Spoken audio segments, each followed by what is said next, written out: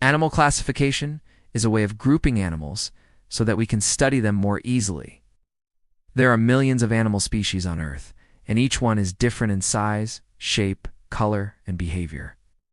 To understand this huge variety, scientists place animals into groups based on their similarities and differences.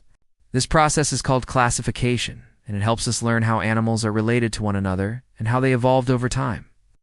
The classification of animals starts by observing their basic features.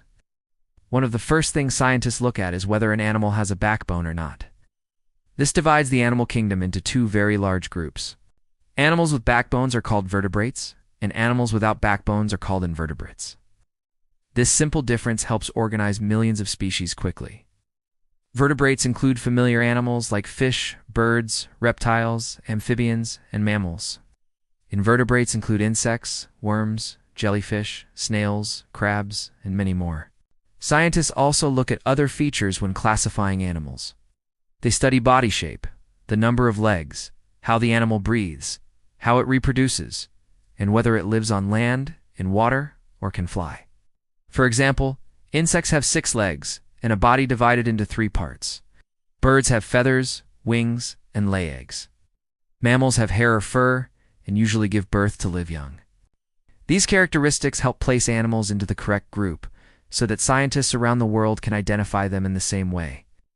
Another important part of animal classification is understanding how animals get their food.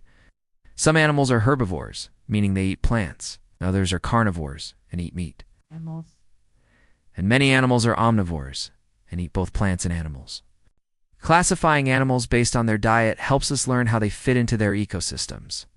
It also tells us about their teeth, digestive systems, and hunting or feeding behaviors. Animals are also classified by how they reproduce. Some animals lay eggs, while others give birth to live babies. Some animals care for their young, while others leave them to survive on their own. These differences show how animals adapt to their environment.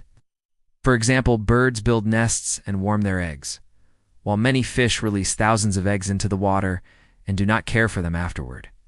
Movement is another useful feature for classification.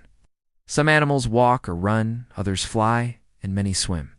Jellyfish drift in the water, snakes slither on the ground, and frogs can hop or swim. These movements depend on the structure of their bodies, which gives scientists important clues about how to classify them. When all these characteristics are studied together, scientists can place animals into major groups. The top-level classification of animals is divided into 2 main categories: invertebrates and vertebrates.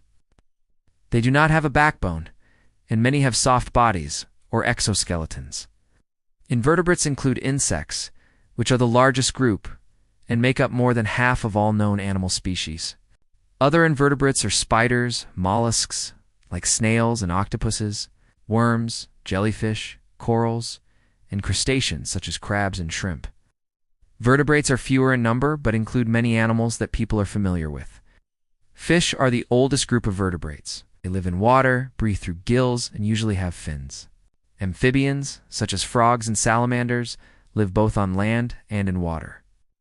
Reptiles, including snakes, lizards, and crocodiles, have dry scales and lay eggs on land. Birds are warm-blooded, have feathers, and most can fly. Finally, mammals are also warm-blooded and have hair or fur. Most mammals give birth to live young and feed them with milk. Each of these groups has thousands of species that share the same basic features.